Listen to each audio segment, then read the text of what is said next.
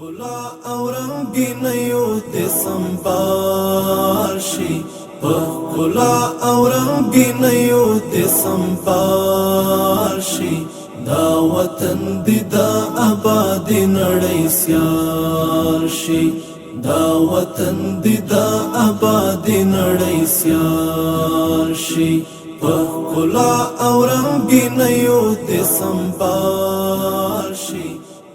بسم الله الرحمن الرحیم. اسد الله درانی ما دا پروژه چې د عمومي طول 610 متره ده او د درې سره کې بولی او د اتحاد جامع او دا تقریبا عرض 8 متره ده او د دې محل د خلکو لخوانه کار کیږي دا پروژه.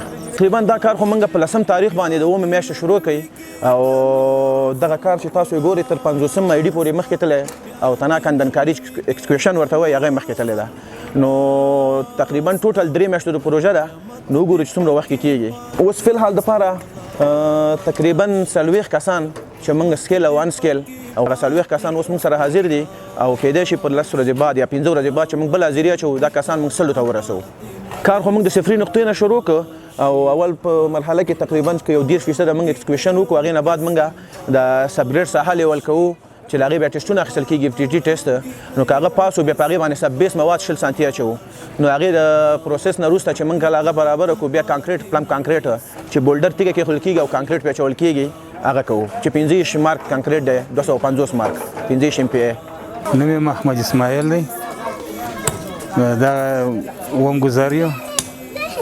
موږ ډېر خوشحاله یو چې معنا موږ ته کار او خدمت وپیدا، موږ ته خواري هم دا میلاو شوه.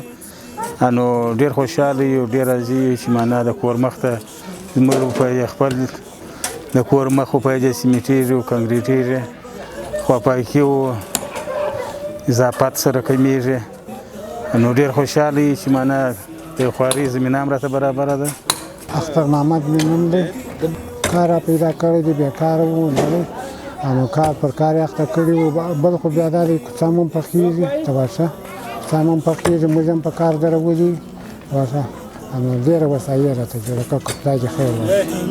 دا وطن دې د آبادۍ نړۍ سیال شي، هر دښمني دې په دواړو سترګو ړوند شي، هر دښمني دې په دواړو سترګو ړوند شي، هر دښمن یې دې ذلیل او په زوال شي، هر دښمن یې دې ذلیل او په زوال شي، دا وطن دې د آبادۍ نړۍ سیال شي.